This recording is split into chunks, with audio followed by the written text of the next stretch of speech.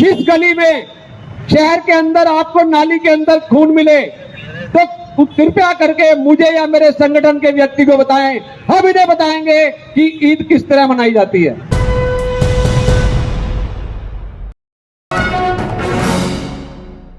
जब जब बकरीद का त्यौहार होता है, खासतौर से प्रधानमंत्री नरेंद्र मोदी की सरकार और राज्यों में बीजेपी की जहां जहां पर भी सरकारें हैं वहां पर विरोध शुरू हो जाता है।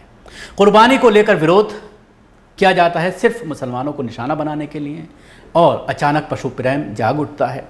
वो लोग जो पूरे साल बकरा भी खाते हैं, मुर्गा भी खाते हैं, लेकिन सिर्फ मुसलमानों को परेशान करने के लिए इसको एक सियासी इशू बनाया जाता है। आपको याद होगा 2022 में हरिद्वार में पाबंदी लगाने की कोशिश की गई सरकार के जरिए, और यह कहा गया कि 45 किलोमीटर दूर मुस्लिम इलाके में जाकर के कुर्बानी करेंगे, लेकिन उसके बाद हाईकोर्ट का फैसला आया, उत्तराखंड हाईकोर्ट का, और मुसलमानों को इजाज़त दी गई। आज सुबह से एक वीडियो वायरल हो रहा है जिसमें कुछ हिंदुवादी संगठन के लोग खड़े होकर के ये कह रहे हैं कि हरिद्वार में हम कुर्बानी नहीं करने देंगे। जिस गली में शहर के अंदर आपको नाली के अंदर खून मिले तो कृपया करके मुझे या मेरे संगठन के व्यक्ति को बताएं, हम इन्हें बताएंगे कि ईद किस तरह मनाई जाती है, क्योंकि ये हमारी हरिद्वार नगरी है। अगर हरिद्वार धर्म नगरी के अंदर हम अगर अपनी धार्मिक भावना को साथ खिलवाड़ करने देंगे तो ये हमारे लिए डूब मरने वाली बात है। यहाँ सैकड़ों मांस की दुकानें अवैध रूप से चल रही हैं। ये चिकन सेंटर जो राम भगवान और दुर्गा चौक के बीच में खुलेआम, क्या भगवान जी की आरती करने से क्या फायदा? भगवान जी की आरती करने से क्या फायदा? डफली बजाने से क्या फायदा? भगवान राम जी की पीठ के पीछे चिकन सेंटर, वहां पे खुलेआम बार चल रहे हैं। हमारी जिला प्रशासन से, सरकार से अनुरोध है कि इनकी जितनी भी दुकानें मांस की हैं या वो नशे, ये जो ठेका शराब का नगर निगम क्षेत्र में आ गया, पहले जो है ये अंग्रेज शराब का ठेका जो है हर की पौड़ी से 15 किलोमीटर दूर था, 20 किलोमीटर दूर। जब जब भाजपा की सरकार आई 5 किलोमीटर ये ठेका और आगे आ गया। अगर अगली बार भी भाजपा की सरकार आई यही ठेका ऋषिकुल के अंदर होगा। ये हमारी धर्म नगरी के साथ खिलवाड़ कर रहे हैं हमारे भाजपा के विधायक आदेश चौहान, मदन कौशिक। इन्हें सिर्फ हिंदुओं के वोट चाहिए, इन्हें हिंदुओं से कोई लेना देना नहीं है।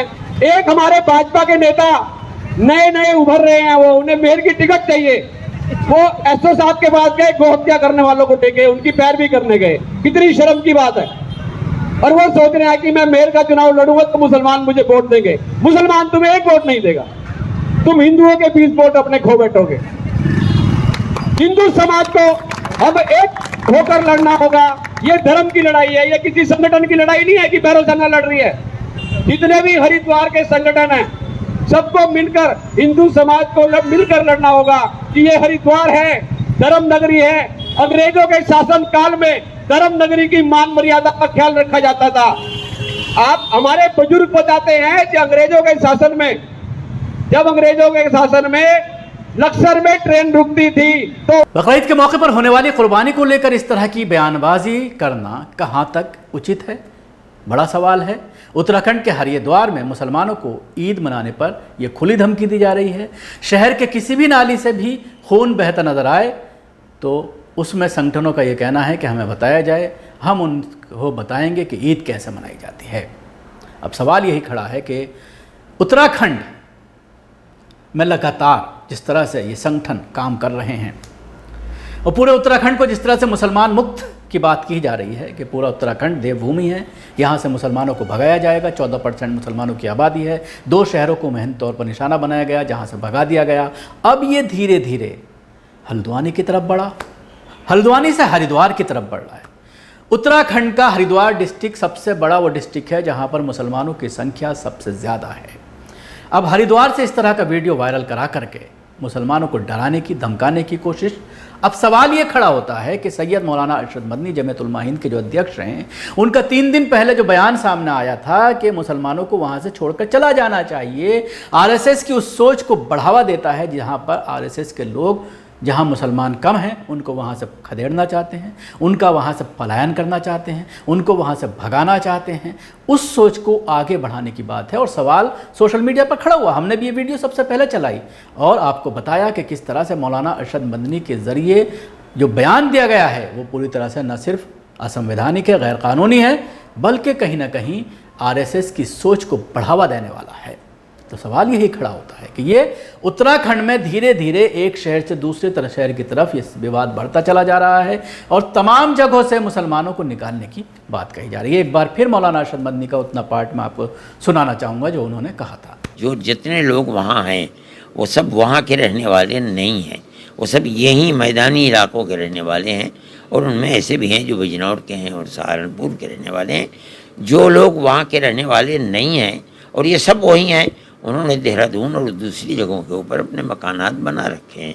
हम ये कहते हैं कि अगर कोई खुदा न ख्वास्ता ऐसा माहौल पैदा होता है कि उनके लिए वहाँ रहना मुश्किल है, तो वो लोग वहाँ भी जो रह रहे थे आम तरीक़े के ऊपर, वो किराए के मकानात में रह रहे थे, कारोबार कर रहे थे और ज़माने से कारोबार कर रहे थे, वो छोड़ कर के आएँ यहाँ कारोबार करें।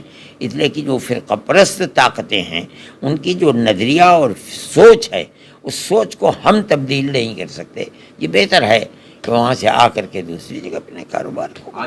तो सुना आपने मौलाना अरशद मदनी का ये बयान जो सोशल मीडिया पर वायरल है। कल कई ग्रुप में इस पूरे मामले को लेकर चर्चा हो रही थी और मौलाना अरशद मदनी को इस पूरे मामले को लेकर घेरने की कोशिश, और ये कहा जा रहा था कि आखिर मौलाना के ज़रिए इस तरह का बयान कैसे दिया जा सकता है। तो सवाल यही है कि डायरेक्ट मौलाना से पूछिए आप इस तरह का बयान क्यों दे रहे हैं, कि क्या इस तरह का बयान आप आरएसएस के इशारे पर दे रहे हैं या अनजाने में दिया गया ये गलती से एक बयान है। शुक्रिया। आपको हमारी कोशिश कैसी लगी ज़रूर बताएं। हमारे यूट्यूब चैनल को सब्सक्राइब करना ना भूलें, इसके साथ ही बेल आइकन जरूर दबाएं। अगर आप ये वीडियो फेसबुक पर देखना तो पेज को लाइक करें, उसके साथ फॉलो भी करें।